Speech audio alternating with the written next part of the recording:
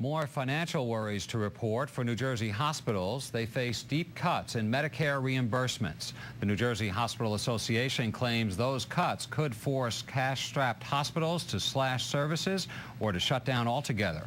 NJN News health and medical correspondent Sarah Lee Kessler has the story. Take a deep breath. The financial woes of New Jersey's hospitals are well documented. 10 have shut down over the past 5 years. 6 others have filed for bankruptcy. Of the 73 acute care hospitals left in New Jersey, about 40% are losing money. Charity care is a big factor. And the New Jersey Hospital Association says the proposed 2011 federal budget, which calls for a 2.9% cut in Medicare reimbursement rates, is about to make a bad situation even worse.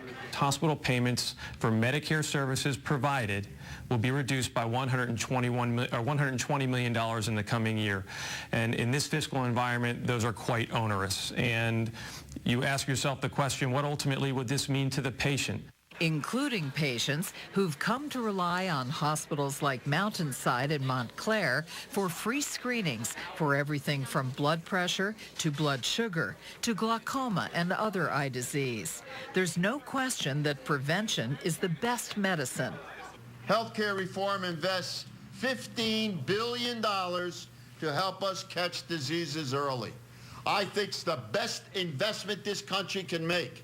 Keeping Medicare reimbursement rates intact? Not so much, according to Patterson Congressman Bill Pascrell, who hosted his annual Congressional Health Fair yesterday at Mountainside.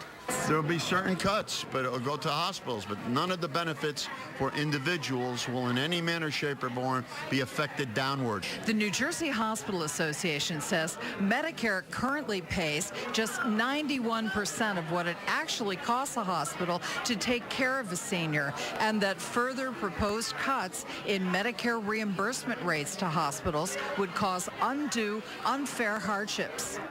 Hospitals have already stepped up and made a major contribution to the national health care reform and chosen to take substantial cutbacks, and this in addition would certainly be unwelcome by any hospital.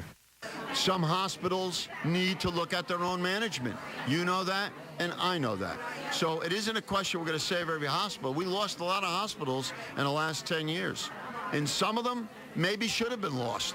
But the New Jersey Hospital Association argues that additional Medicare cuts could force some struggling hospitals to shut their doors, further eroding access to health care for the state's 8.7 million residents.